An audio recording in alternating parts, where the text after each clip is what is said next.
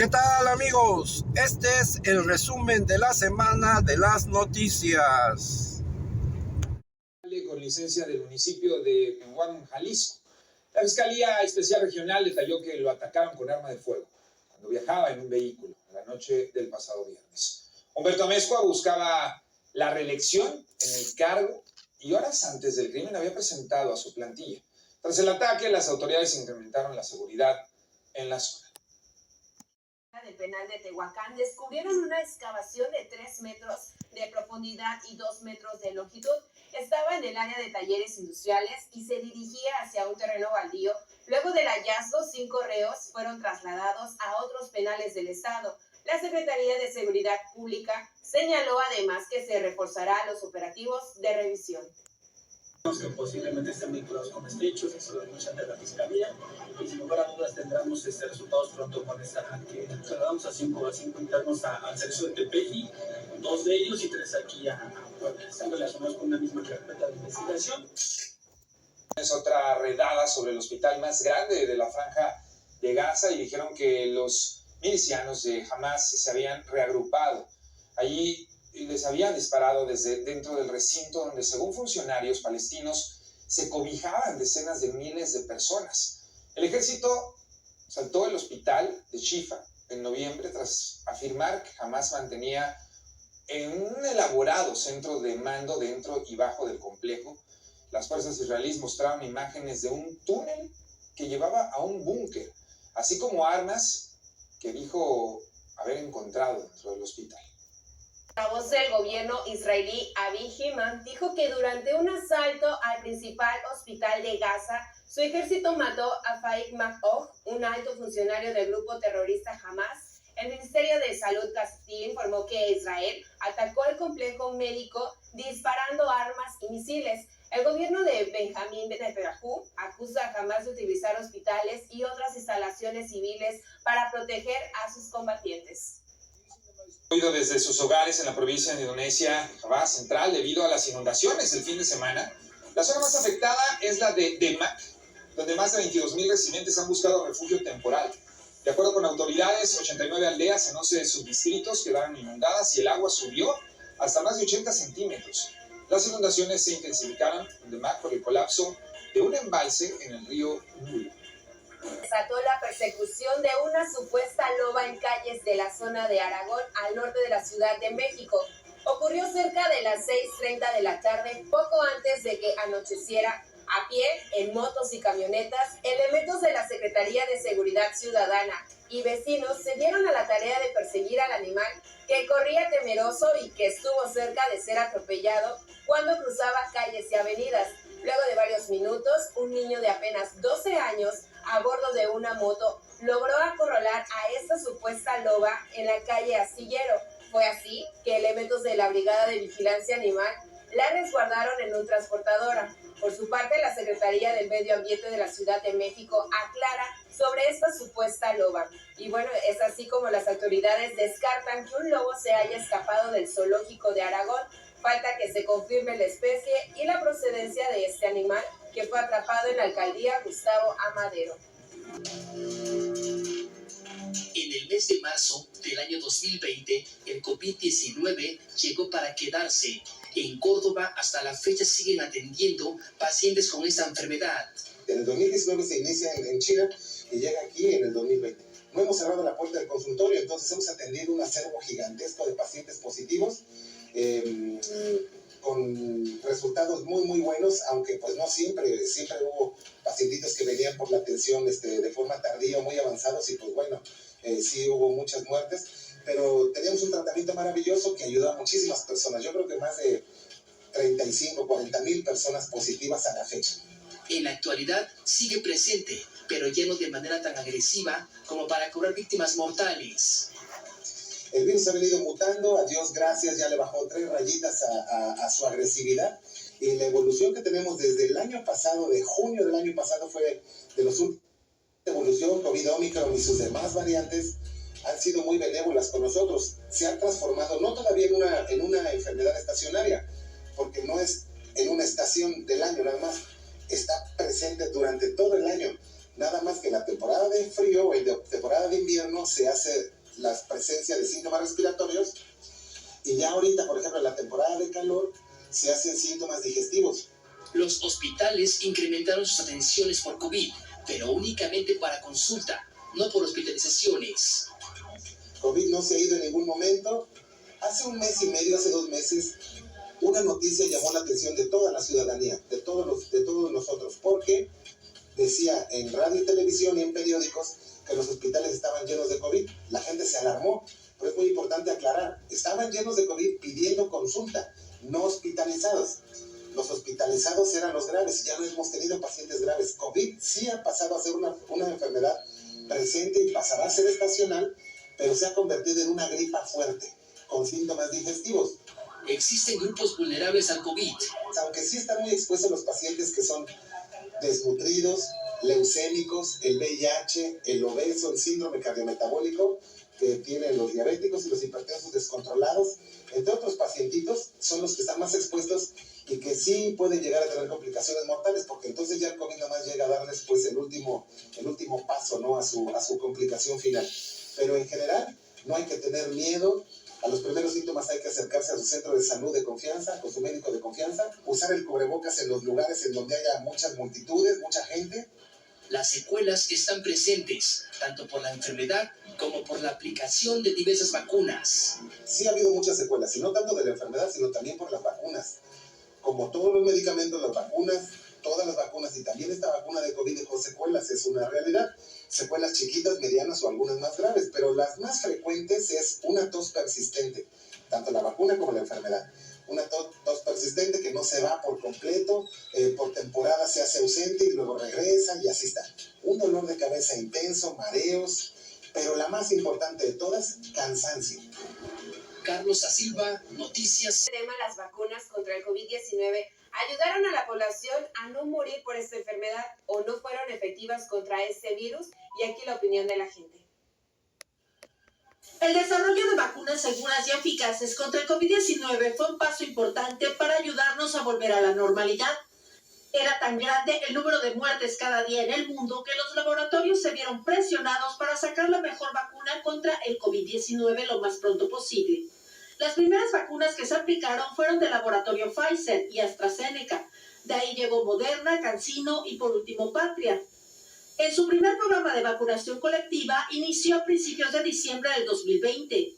Inmediatamente la población comenzó a aplicárselas. Entonces, en total, ¿cuántas vacunas se 4. ¿Qué opinión tiene de las vacunas? ¿Le funcionaron? Sí, pues mire, pues está bien, sí, ¿Cuántas vacunas se puso? Me puse las 4. ¿Piensas que las vacunas salvaron vidas en su momento? ¿Fueron oportunas? Ay, amiga, pues mucha gente se fue. Si hubieran sido oportunas, pues mucha gente estuviera aquí. Otros decidieron no ponerse ninguna vacuna y cuidarse con el uso del cubrebocas y medidas higiénicas para evitar el contagio. ¿Por qué no se vacunaron? Pues por el temor de que la gente se estaba muriendo. A pesar de las vacunas, algunas personas se contagiaron de COVID-19 y aún continúan con las secuelas de la enfermedad. Pues andan enfermos de los pulmones, de tos, gripe, en fin. Recientemente, la Agencia Española de Medicamentos y Productos Sanitarios reveló el hallazgo de 2 nuevas reacciones adversas que están asociadas a la vacuna Pfizer y AstraZeneca. Los mareos fueron asociados a la vacuna Pfizer y la segunda reacción adversa que se menciona en el informe de farmacovigilancia es la vasculitis cutánea, que se le atribuye a la vacuna AstraZeneca. En la Cámara Felipe Zamudio, Mercedes Espíndola, cumplieron 4 años de la declaración del brote de COVID-19 como una pandemia por la Organización Mundial de la Salud. Hasta ese entonces nadie se imaginaba todas las consecuencias que desencadenarían el virus que cobró la vida de miles de personas en el mundo. La Secretaría de Salud en México anunció el primer muerto por COVID-19 el 18 de marzo del 2020 y de ahí vinieron muchos más. Los periodistas nunca dejaron de trabajar y así es como recuerdan a esta pandemia. por el trabajo teníamos que salir, o sea, mucha gente le dieron ahora sea que días de cuarentena y a nosotros, pues como somos medios, tenemos que andar en la calle y pues ahí anduvimos en medio de la gente que andaba infectada, los camiones, el tráfico. Nos tocaba luego ir a cubrir noticias a hospitales donde la gente decía, se está muriendo alguien de COVID y pues nosotros por cubrir la noticia, pues estábamos ahí.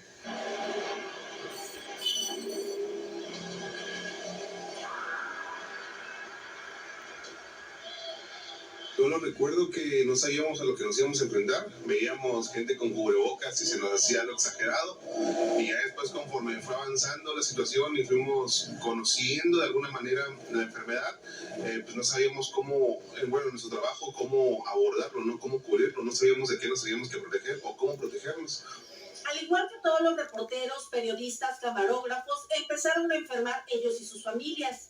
Al principio que era mentira, yo no creía exactamente lo que decía, pues ahora sí que nosotros mismos, los medios de comunicación, y ya luego lo viví porque un familiar se murió de COVID, se murió también su hermano, entonces ya serían 2 personas de la familia por parte de mi esposa, entonces ya fue cuando lo vi la realidad. A nosotros en la familia no, o sea, la primera etapa no nos hizo nada, o sea, nadie se enfermó. Ya la segunda etapa del COVID, porque fue por etapas, ahí sí se enfermaron mis hijas y mi esposa y les dieron 40 días, o sea, ahí sí me la viví bastante mal. Así. Hubo un momento en que ya no queríamos cubrir porque ya era el estrés demasiado, ¿no? Pero pues era nuestro trabajo y teníamos que informar de alguna manera todo eso lo que estaba pasando. Creo que lo más difícil que nos tocó vivir fue cuando los doctores, o estábamos afuera, haciendo guardia afuera de los hospitales,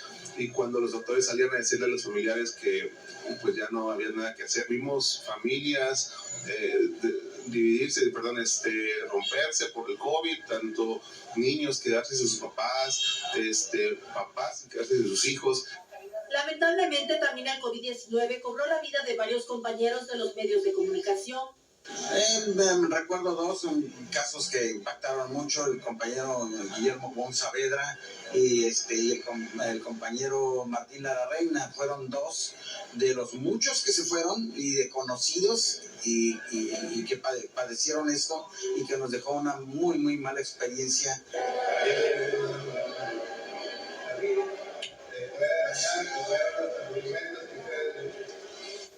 A 4 años de la pandemia, nos preguntamos qué fue lo que aprendimos. La sociedad aprende a no tenerle miedo a ciertas cosas.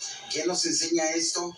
Bueno, nos enseña lo vulnerables que somos y a que ninguna medida de seguridad es tan suficiente o no, o como seres humanos creemos que ya lo sabemos todo y todo está inventado, y esto nos demuestra una vez más lo frágil que es el ser humano y lo frágil que es la sociedad en un momento tan complicado.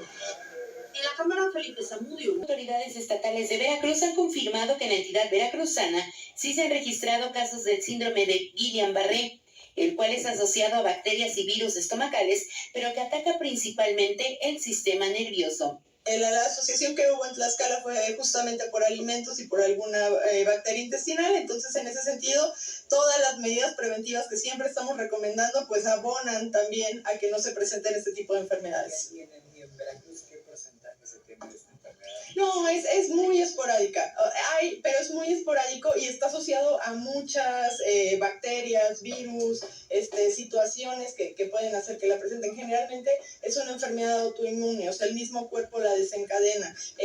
Tenemos la presencia, pero es lo habitual y lo esperado de enfermedad por Guillain-Barré.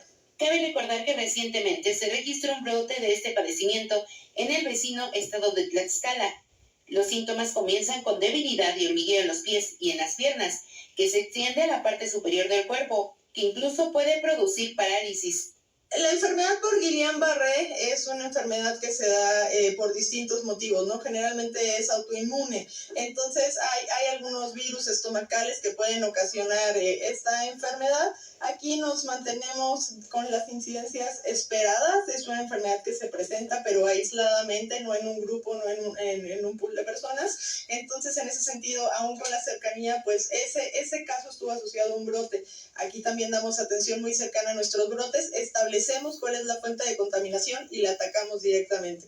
Explicó que se espera que sea una enfermedad que se limite solo a una circunscripción de Tlaxcala, pero Veracruz se mantiene alerta y notificando el tipo de enfermedades que se presentan, por lo que se hace un llamado a la población a mantener las medidas sanitarias preventivas para evitar el contagio de este síndrome o cualquier otra enfermedad. Una pelea masiva en el barrio de Tezosomoc. El pleito comenzó primero entre dos parejas, llegaron más hombres y mujeres y terminó siendo una pelea campal. En ese de todos contra todos, hombres golpearon con tubos también a una mujer y según los testigos la pelea duró más de 10 minutos y las autoridades brillaron por su ausencia.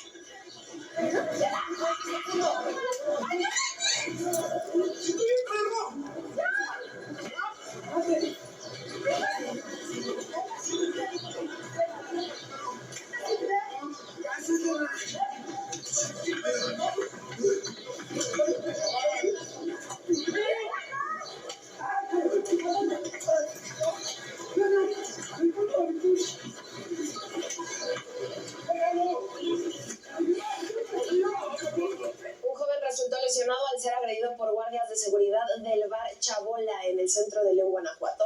En las imágenes se observa a una mujer discutir con los guardias hasta que un hombre la agarra por la espalda. Después los sujetos se van contra dos jóvenes. A uno lo tiran y le dan patadas en una espalda, en la cabeza y queda inconsciente. El bar emitió un comunicado para deslindarse de la riña diciendo que los guardias pertenecen a una empresa de seguridad externa. Por su parte, el gobierno municipal informó que apoya a los jóvenes para que interpongan una denuncia. Mencionó que se implementarán sanciones más severas a estos responsables.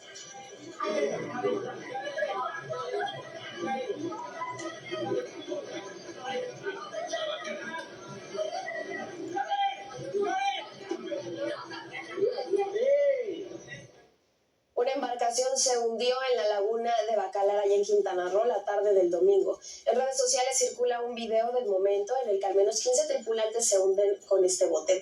Elementos de protección civil rescataron a todas las personas sin reportar lesionados. Investigan si la causa de este hundimiento se debe al exceso de pasajeros.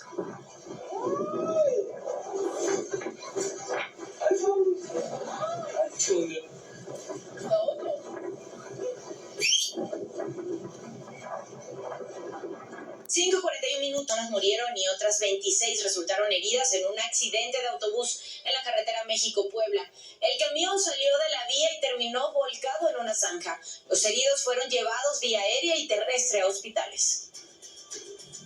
¡Hay que ir a banderar hasta allá! Sí. Tranquilos, tranquilos. Sí, tranquilos. Tranquilos, pongan. Tranquilícense. Hay que cortarle la corriente a esta madre.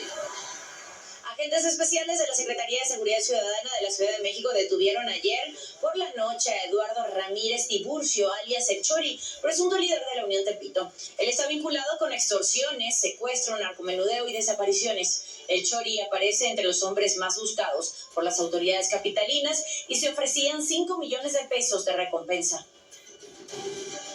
Bueno, en plena crisis hídrica se detectaron ayer por lo menos 4 fugas de agua aquí en la capital mexicana. En La Coladera es donde terminaron miles de litros de agua desperdiciados en la Ciudad de México. Desde las primeras horas de este lunes, vecinos de las alcaldías Benito Juárez y Coyoacán denunciaron grandes fugas. Está muy mal, ya deberían de estar ahí arreglando. Ya vinieron los bomberos, las patrullas, pero no. Una en la avenida Revolución y calle 25 en la colonia San Pedro de los Pinos. Y a 1,5 kilómetros de ahí, en la calle Chicago y Altadena, en la colonia Nápoles, el mismo escenario. También en la colonia Insurgentes Cuicuilco, justo en la calle Alba. El desperdicio fue tal que ocasionó un espejo de agua de más de 100 metros. Japonés. Menos de 5 kilos de pelos, pequeñas y finas garras, y 9 o 7 vidas, dependiendo del país donde se cuente la leyenda. Son algunas de las virtudes que presume el animalito más buscado en suelo nipón. El felino radiactivo. Y es que justo antes de que su figura apareciera surcando la oscuridad nocturna, este menino se había caído en un tanque de cromo hexavalente. 3 metros de profundidad repletos de material tóxico, causante silencioso de cáncer, erupciones cutáneas e inflamación y serios problemas respiratorios. El simple contacto o la mínima inhalación despiertan instantáneamente el peligro mortal. también las posibilidades de contagio. Las autoridades no saben si el gato continúa con vida. Por eso tienen a la policía local siguiéndole la pista y advirtiéndole a los residentes que si lo ven, no lo toquen ni se le acerquen y avisen de inmediato. Mientras él o su cuerpo no aparezcan, la alerta por el gatito radiactivo se mantendrá latente en la ciudad. Raciel Cruz Salazar. A las calles para alzar la voz. Están inmersos en una grave crisis energética de escasez de alimentos, medicinas y apagones. Protestaron contra el régimen de Miguel Díaz-Canel al grito de tenemos hambre y patria y vida. Hubo movilizaciones en Santiago de Cuba, Bayamo y Matanzas. Portales independientes de noticias señalaron que después que se dieron a conocer los primeros videos en redes sociales, el gobierno restringió las comunicaciones y cortó la señal de internet en los celulares. Estas protestas son las más grandes desde las históricas manifestaciones de julio de 2021 que terminaron con miles de personas detenidas.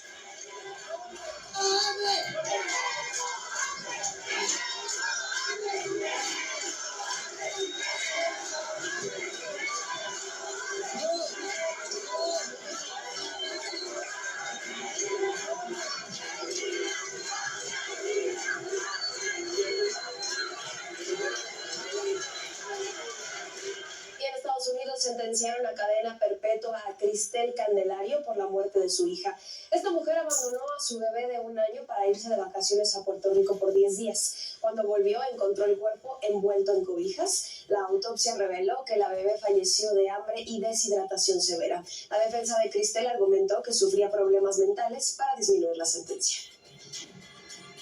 El presidente estadounidense Joe Biden y el primer ministro de Israel, Benjamin Netanyahu, sostuvieron una llamada telefónica. Es la primera interacción que tuvieron en más de un mes y se dio después de que Washington criticó el manejo de Netanyahu en la guerra de Gaza.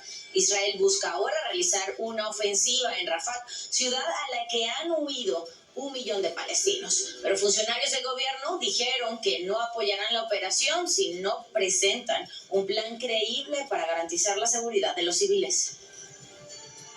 Los abogados de Donald Trump indicaron que el empresario no puede pagar su fianza por un juicio de fraude civil. El monto es de $464 millones.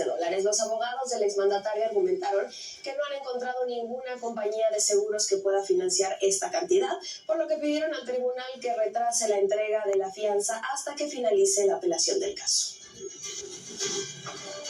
Y usted está bien informado y con... De una forma divertida, vamos a los peluches.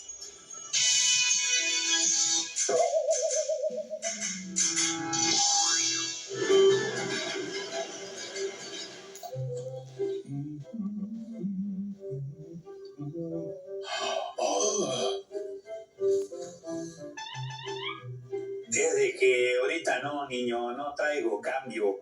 Nada más traigo uno de 200.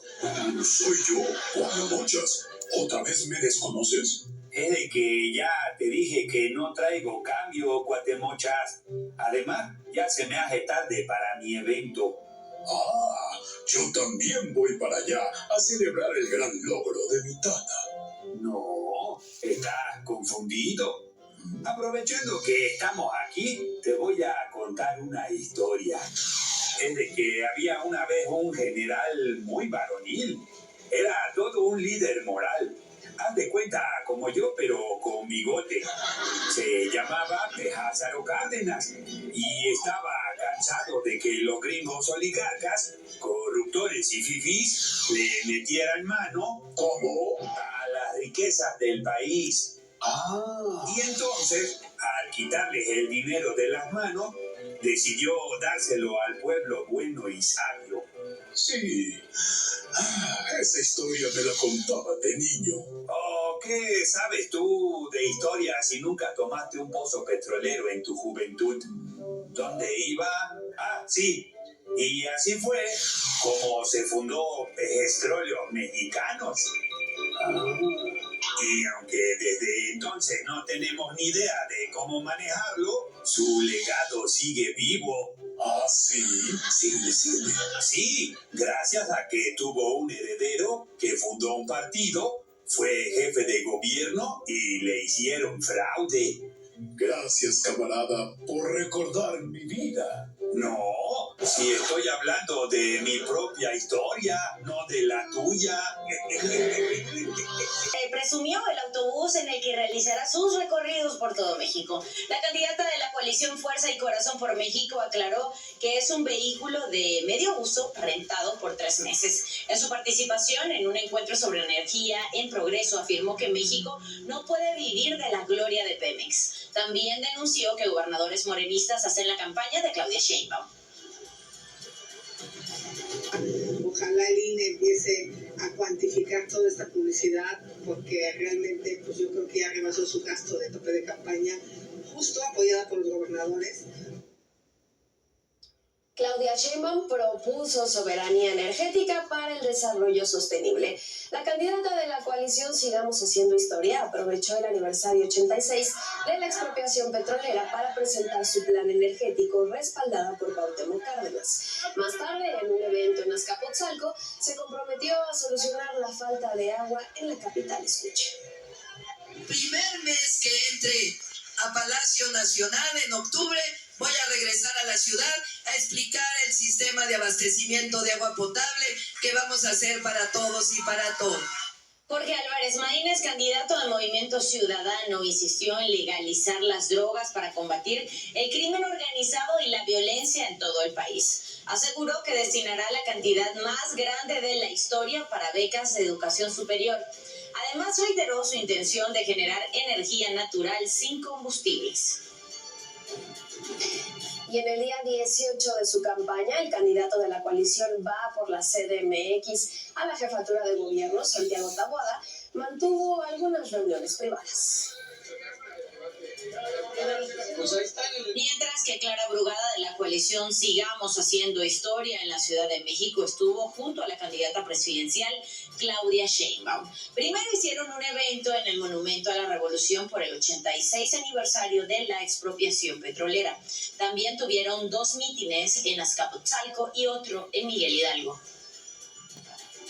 Y por su parte, Salomón Chertorivsky de Movimiento Ciudadano presentó sus propuestas para el medio ambiente en el Parque Bicentenario. También hizo una ruta en bici junto a sus simpatizantes y estuvo en el Centro Cultural Estación Indianilla en la Alcaldía Cuauhtémoc. Se suman más daños por la clausura del campo de golf en Huatulco. Le tenemos la historia. A unos días de la clausura del club de golf Tangolunga, habitantes de la bahía de Huatulco ya vislumbran las primeras consecuencias. Afectaciones que tienen que ver con el impacto ambiental de ese destino turístico. Y es que al dejar de darle mantenimiento al pasto, habrá un daño colateral que no fue medido por la Secretaría del Medio Ambiente ni por la Procuraduría Federal de Protección al Medio Ambiente. Esas tan preocupadas por las áreas naturales protegidas y por los parques nacionales. Que no tenga el conocimiento de causa de que está causando un ecocidio. Las aguas residuales con las cuales se riega el campo de golf están siendo tiradas al drenaje. Aquí tenemos las aguas tratadas en las cuales se regaba el campo de golf, que al ser ahora excedentes, pues ni más ni menos que las tiramos a la calle para que se vayan por el drenaje fluvial y lleguen ni más ni menos que a la bahía de Tangolunga. Vecinos, empresarios y asociaciones de ecologistas lamentan que las autoridades federales hayan ignorado la consulta pública sobre el estudio previo justificativo para la expedición del decreto de expropiación. En esa consulta se advierte de las afectaciones que habrá si no le dan mantenimiento al campo de golf Tangolunga, que funciona como un humedal artificial asociado al ecosistema y la conservación de especies de peces, anfibios y aves residentes, tales como la cigüeña americana, la garza de tigre mexicana o el águila pescadora. Se presentaron más de 80 respuestas a la Semarnat, Federico, y solo recibimos respuesta a 2 de esas respuestas cuando la Semarnat y la CONAM tienen la obligación de responder a todos estos documentos en donde planteamos incongruencias, estamos a tus órdenes, a las órdenes de la gente que quiera oír de estos temas, con documentación, con datos científicos, con estadísticas, con cosas medibles, no con caprichos, ¿no? O sea, nosotros tenemos toda la información. En este recorrido por uno de los canales de concreto es muy claro observar cuál será el destino de las aguas tratadas que colaboraban con el equilibrio del ecosistema y el medio ambiente. Que esta acción la realizaron policías de la Secretaría de Seguridad Pública de la patrulla número 4006, quienes se presentaron al fraccionamiento Los Encinos, donde vive supuestamente y fue atendido una denuncia ciudadana. Al ver por las cámaras de seguridad la movilización policíaca, buscó conocer la razón por la que estaban tomándole fotos a su casa solamente, y uno de los elementos, al cuestionarlo, le cortó cartucho. El edil indicó que no había ninguna queja en el fraccionamiento, lo cual los policías municipales que estaban en vigilancia les comentaron que no tenían ninguna llamada de emergencia al C4 y después no supieron explicar su presencia. Dijo que esta es la segunda vez que pasa algo similar y la primera vez los elementos de la policía estatal fueron vistos tomando fotos y grabando la casa de la tesorera de Cozoleacaque.